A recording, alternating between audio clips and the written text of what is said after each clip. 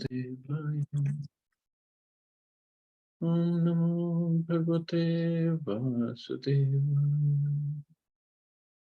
Narayanam Namaskritya Naram Chaiva Narottamam Devim Saraswatim Vyasam Tato Jayam Devi Nashtaprayeshu Vatreshu Nityam Bhagavata Sevayam Bhagavati Uttam Shloke Bhaktir Bhavati Nashtaki. So continuing with the discussion on Sri Chaitanya Charitamrita, Adi Lila, Chapter 8. The author receives the orders of Krishna and Guru. Text 45 onwards. So Krishnadas Kaviraj Goswami is actually glorifying Vrindavandas Thakur and his book Chaitanya Mangal, which later on was named as Chaitanya Bhagvat. Sutra Kari Sabha Lila Karila Granthan Pache Vistariya Tahar Kaila Vivaran. He first summarized all the pastimes of the Lord and later described them vividly in detail. Chaitanya Chandrera Lila Ananta Apara Varnite Varnite Grantha Haila Vistara. The pastimes of Lord Chaitanya are unlimited and unfathomable. Therefore, in describing all those pastimes, the book became voluminous. It became very big. Vistara dekhiya kichu sankoch haila man sutra dhrita kona lila nakaila vibra nakaila varna. He saw them to be so extensive that he later felt that some had not been properly described. Nityananda Lila Varnane Haila Avesha Chaitanera Shesha Lila Rahila Vashesha. He ecstatically described the pastimes of Lord Nityananda, but the later pastimes of Chaitanya Mahaprabhu remained untold. So later pastimes means specifically his pastimes of Jagannath Puri. They were not described in. There are three books: Chaitanya Mangal, Chaitanya Bhagavad, Chaitanya Charitamrita. So Chaitanya Mangal mostly deals with youth pastimes, Nimais pastimes, or childhood pastimes. And Chaitanya Bhagavad mostly deals with the pastimes of Jagannath Puri. He does touch some here and there, but mostly of Jagannath Puri. But Chaitanya Bhagavad deals in between Mahaprabhu's childhood pastimes to when he takes sannyas and goes to Jagannath Puri. Sei sabha lila rasuni te vivrana vrindavana vasi bhaktir uttakantitama. The devotees of Vrindavan were all very anxious to hear those pastimes. Vrindavane kalpadrume suvarna sadana mahayoga pitataha ratna singhasana. In Vrindavan, in a great place of pilgrimage, underneath the desire trees is a golden throne bedecked with jewels. Tatevasi ache sada Vrajendra Nandan Shri Govinda Deva Nam Sakshata Madan. On that throne sits the son of Nanda Maharaj, Shri Govinda Dev, the transcendental Cupid. Rajaseva hayataha vichitra prakara divya samagri divya vastra alankara. Varieties of majestic service are rendered to Govinda there. His garments, ornaments, and paraphernalia are all transcendental. Sahasra sevak seva kare anukshana, sahasra vadane seva nayaya varnana. In that temple of Govindji, thousands of servitors always render service to the Lord in devotion. Even with thousands of mouths, one could not describe this service. Sevara Adhyaksha Shri Pandit Haridasa Tara Yasha Guna Sarva Jagate Prakasha. In that temple, the chief servitor was Shri Haridas Pandit. His qualities and fame are known all over the world. Shri Haridas Pandit was a disciple of Shri Anantacharya, who was a disciple of Galadhar Pandit. And this temple, Govindji temple, the deities were installed by Rupa Goswami himself. Sushila Sahishnu Shanta Vadanya Gambhira Madhura Vachan Madhur Jeshta Mahadhira. He was gentle, tolerant, peaceful, magnanimous, grave, sweet in his words, and very sober in his endeavors. Sabara Sammana Karta Karen Sabar Heta Kautilya Matsarya Hinsa Na Jane Tara Cheta. He was respectful to everyone and worked for the benefit of all. Diplomacy, envy, and jealousy were unknown to his heart. Krishnera ye sadharana saha shad guna panchasha sesha gunera tara sharire nivasa. The 50 qualities of Lord Krishna were all present in his body. 50 qualities. In the Bhakti Rasamrit Sindhu, the transcendental qualities of Sri Krishna are mentioned. All the transcendental 64 qualities are mentioned. Among these, 50 are primary. I am a neta, so Ramyanga, etc. And in minute quantity, they are all present in the body of Shri Haridas Pandit. Since every living entity is a part of the Supreme Personality of Godhead, all 50 of these qualities of Shri Krishna are originally minutely present in every living being. Due to the conditioned soul's contact with material nature, these qualities are not visible in him. But when one becomes a purified devotee, they all automatically manifest themselves. This is stated in Srimad Bhagavatam as mentioned in the text below. So this one thing we have to understand, the distinction between Krishna and living entity and other tattvas. So Krishna has 64 qualities, although he is Vishnu tattva, but he has 64 qualities, other Vishnu tattvas, all other Vishnu tattvas, like Lord Ram, Narsimhadev, Lord Mahavishnu, they have 60 qualities. Krishna has 4 extra qualities. So those 4 extra qualities are his Roop Madhuri, his beauty is very sweet. His Venu Madhuri, means playing on his flute, is very sweet, and only he plays on the flute. And then Lila Madhuri, his pastimes are very sweet. And Prem Madhuri, his dealing with his devotees, the loving dealing with his devotees, they're very sweet. And only he has these 4 extra qualities. And then comes,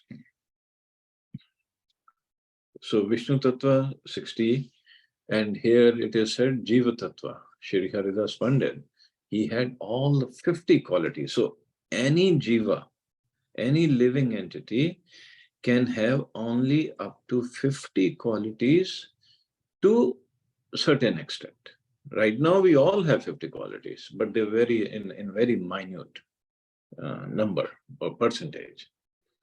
But Haridas Pandit here, and all the devotees also, other devotees also, they can have 50 qualities to a very high degree. But then, so 50 Jiva, 60 Vishnu Tattva. So in between is 55. That is for Lord Shiva. So Lord Shiva has 55 qualities. I don't know exactly which ones. Maybe when we study Nectar of Devotion, it is mentioned there, but he has 55. So we cannot become Shiva. We cannot be in the Shiva Tattva category, and Shiva is not Vishnu Tattva in Vishnu Tattva category. So this is just to understand who's where. Brahmaji, because he is a living entity, Jiva Tattva, he has 50 qualities to a very high degree. Yasyasti bhaktir bhagvati akinchana sarvera gunesatra samasate sura harava bhaktasya kuto mahad guna manorathena sati dhavato vahi. In one who has unflinching devotional faith in Krishna, All the good qualities of Krishna and the demigods are consistently manifested.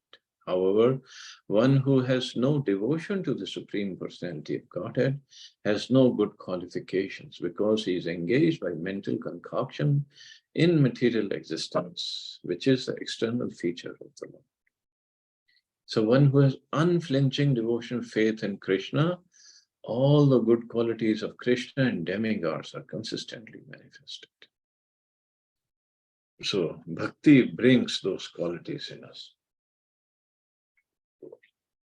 or brings out those qualities. Those qualities are intrinsic in every soul. Every soul is divine soul, not just human being. Beings are the body, animal, birds, whatever.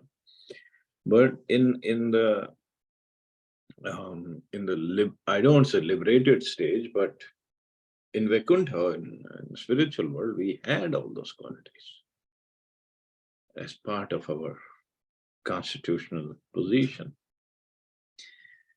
But we have forgotten. Some of those are covered by these material modes of nature. So more we engage in bhakti, more those qualities will come out. Only thing is we have to see, well, sometimes we have to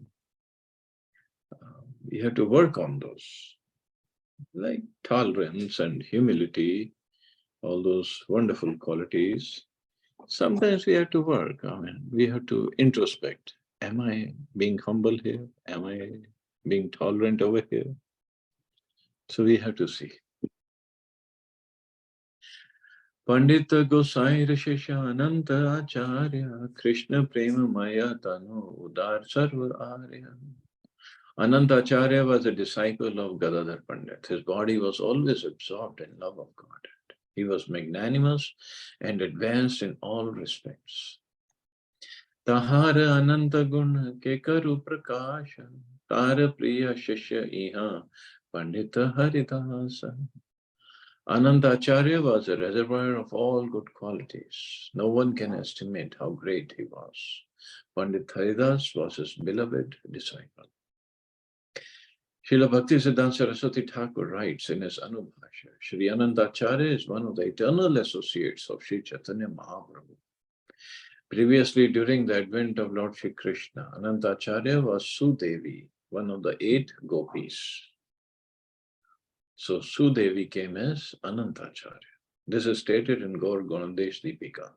So Gaur Ganadesh Deepika is a book, I'm forgetting who wrote it, that tells who was in Krishna Lila and how he appears in God Lila, Mahaprabhu's Lila. As follows, Anantacharya Goswami ya Sudevi Pura Vraje. Anantacharya Goswami was formerly Sudevi Gopi in Braj, Vrindavan. In Jagannath Puri or Purushottam Kshetra, there is a monastery known as Ganga Mata Math, and that was established by Anant Acharya. In the disciplic succession of Ganga Mata Math, he is known as Vinod Manjari. Okay.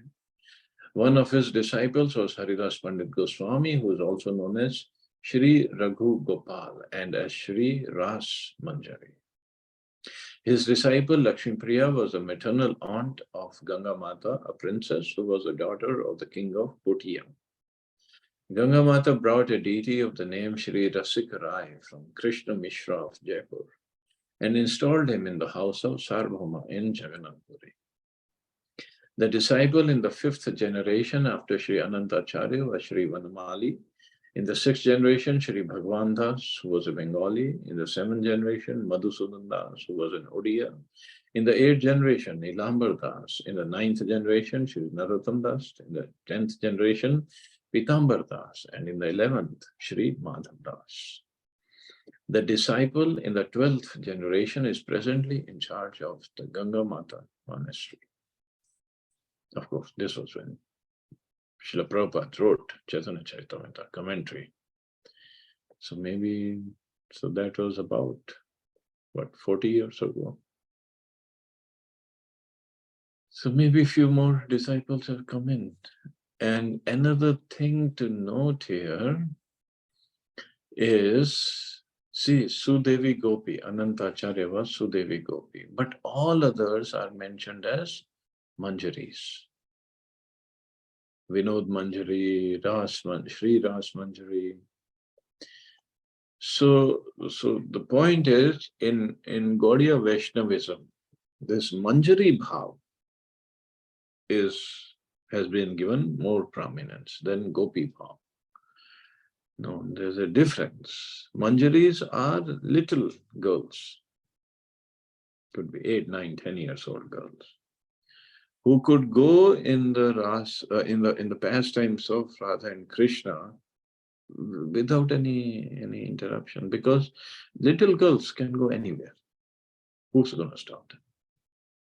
Gopis would shy away from going where Radha and Krishna are sitting and having their pastimes. Not all the gopis would go, but Manjaris can go. And also Manjari Bhav is they don't associate with Krishna directly. They always under the protection of senior Manjari, who in our case is Rupa Manjari. Rupa Goswami is Rupa Manjari. So we always serve Radha and Krishna under the guidance and protection of Rupa Goswami, Rupa Manjari. So we don't, and we always are under the bhav of, I'm a servant of Srimati Radharani. This is our line for Manjaris. And since all our acharyas are in that Manjari form, Manjari bhav, so chances are those who attain perfection in Gaudiya Vaishnavism, they are also in Manjari form, Manjari bhav. That's the chance. We can say speculation, but it's based on the facts. That's all. But we don't try to act as Manjaris, because that is whenever we are ready, whenever we are eligible, whenever we are purified enough, it will show up in our dealings. Chaitanya Nityananda Tar Parama Vishwasa, Chaitanya Charite Tar Parama Ullasa. Pandit Haridas had great faith in Lord Chaitanya and Nityananda. Therefore, he took great satisfaction in knowing about their pastimes and qualities. Vaishnavera gunagrahi na dekhaya dosha, kaya mano vakya kare Vaishnava santosha. He always accepted the good qualities of Vaishnavas and never found fault in them. He engaged his heart and soul only to satisfy the Vaishnavas. So it's a qualification of a Vaishnava that he is a dosh darshi. He never sees others' faults. Of course, every human being has both good qualities and faults. Therefore, it is said, Sajjana gunam icchanti, dosham icchanti pamana. Everyone has a combination of faults and glories. But a Vaishnava, a sober man, accepts only a man's glories and not his faults. For flies seek source, whereas honeybees seek honey. Haridas Pandit never found fault with the Vaishnava, but considered only his good qualities. It's a very difficult quality to have this one. Never sees others' faults. We try to, or we only see others' faults because that gives us some masala for gossiping. And also, by seeing others' faults, as Prabhupada said, everybody has both good qualities and faults. By only seeing others' faults and to glorify those faults, what we are trying to do, we're trying to put that person down. So that I can get all the honor. Or at least in my heart, I'll be satisfied that, oh, he or she is not that good as they pretend to be. And I'm good. I'm all good. I'm the purest around here.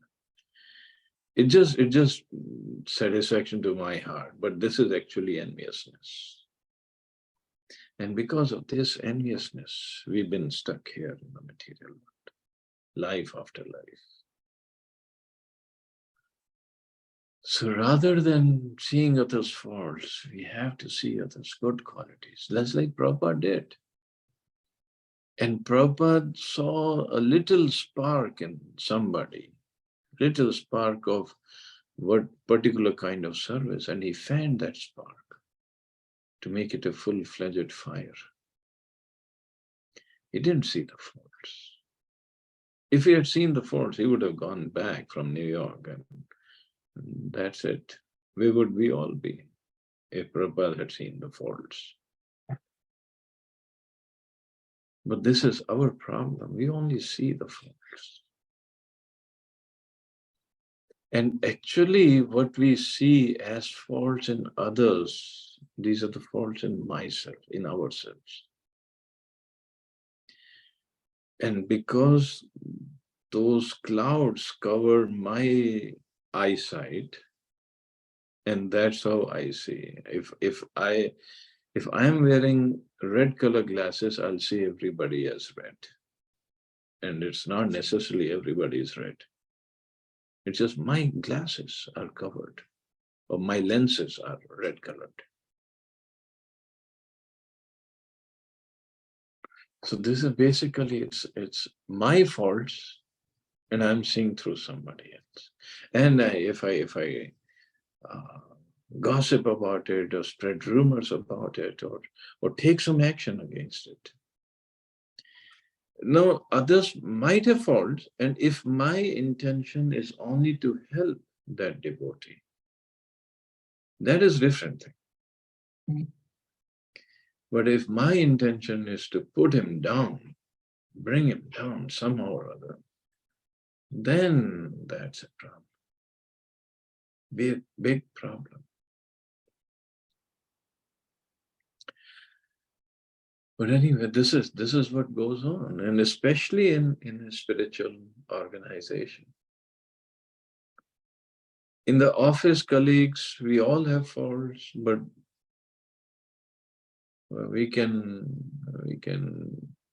play politics or backbiting or pull the leg and tell the boss. But at least in offices,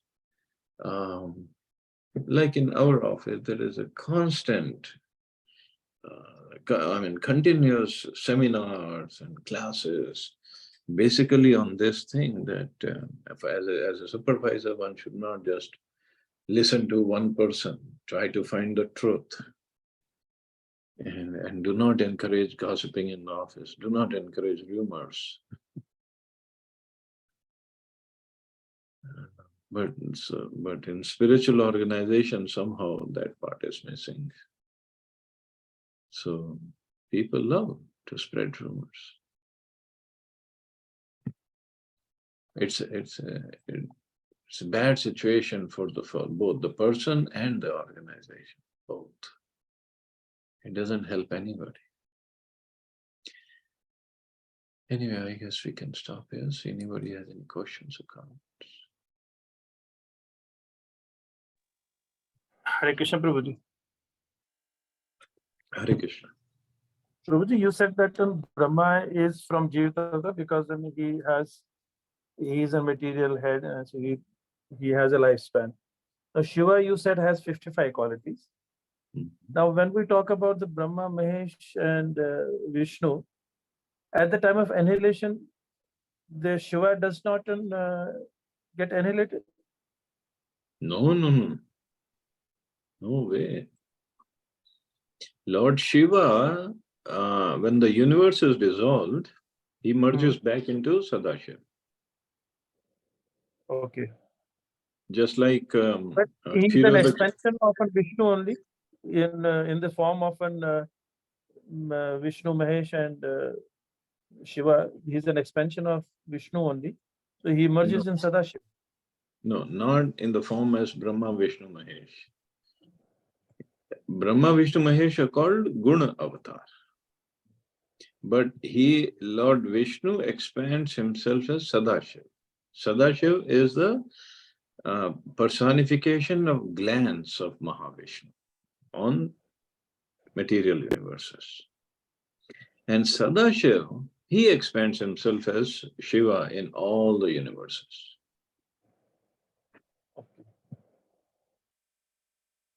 One more question, Prabhuji. Yes, Mata. Where is the statement coming from? The Vedas or the Chaitanya Charita that was written that Brahmaji has 50 qualities, Shiva has 55, and Vishnu has 6, Vishnuji has 60, and Krishna has 64. Where is this coming from? That Prabhupada explained in Bhagavatam, but it should be there in Hari Bhakta, no, Nectar of Devotion. Okay. I can search for it. I can post it. It is the Nectar of Devotion. It should be Nectar of Devotion. Yeah, it isn't there. It is there. Probably I just have one more clarification. You know, we have this in the causal ocean. Garbhodaksha Vishnu is there, from whose step comes the Brahmaji, and then but the that is not causal ocean. That was? That is Garbhodak ocean. Garbhodaksha Ocean. And inside the universe. Okay. And Kausal this causal ocean is the seat and where Karnadaksha Vishnu stays.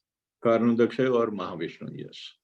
Vishnu. And then Shirodaksha Vishnu is when they pervade into the all living entities. So Garbhodaksha Vishnu is in the universe. Half of the universe is filled up with water, that is called Garbhodak ocean. From his navel, that lotus flower comes, Brahmaji appears and he does tapasya and all. Then there is Kshir Sagar, ocean of milk, and that is where Kshirodaksha Vishnu resides. Okay. And he is the in charge of a universe. That Brahma, Vishnu, Mahesh, when we say that Vishnu is Kshirodaksha Vishnu. Okay. Because whenever some problem comes, all the demigods, they do go to Kshir Sagar to talk request him to come. Yeah, not to Garbhodaksha Vishnu, because he is down there. He is only lying down. And then Kshirodaksha Vishnu expands himself as Paramatma in everybody's. Paramatma in everybody's. Yes. Yeah. Thank you, Prabhuji. Thank you so much. You're welcome. Hare Krishna, Prabhuji. Hare Krishna. As there are a lot of questions, so I thought of jumping and asking one more question to you. Nectar of who has written it? It's Srila Prabhupada. Nectar of Devotion? Yeah. Originally written by Rupa Goswami, but Prabhupada gave his commentary on it. Right. So, Prabhuji, what Mataji just now asked, that whether these qualities were mentioned in the Vedas or not, and we all know that Vedas have come up from the mouth of Lord himself. Right. So, one question. This is very offensive if I say what Rupa Goswami mentioned and all, but just that, the authenticity, like if it's not coming from Veda, the qualities, then how we calculated it and simplified it. Okay. When I say it was written by Rupa Goswami, means he has quoted all the shlokas from different scriptures. Okay, that's fine then. Yeah. But even if he writes something, it is as good as scripture, because Rupa Goswami is writing, not Vidupriya. Vidupriya writes something that is nothing. It's good for nothing. But if Rupa Goswami writes something, it's as good as Vedic literature. Just like Chaitanya Charitamrita, we can say it's written by Krishnadas Kaviraj Goswami. But it's as good as a scripture. But just for explanation, he has quoted all the verses from different scriptures. And Prabhuji, there are only two lords. We mentioned that Lord Vishnu and Lord Shiva, who are Ajanma. They don't have a birth. They do not have a birth. Though Brahmaji is in different kalpas, Brahma changes, right? He takes a body, but Lord Shiva is also not taken any birth. He's a Janma. Is that true, Yeah, so Prabhu? he is expansion of Sadashiv. Sadashivji expands himself as Shiv in every universe. Hmm. So he doesn't take birth. But Brahmaji also, I mean, in one way, he is a Swayambhu, or he appears on that lotus flower. But he is a Jiva, Jiv Tattva. Yeah. Thank you, Prabhu. Thank you. Chalo, you all have safe and wonderful day. Hare Krishna. Jai Shri. Hare Krishna. Thank you, Prabhuji.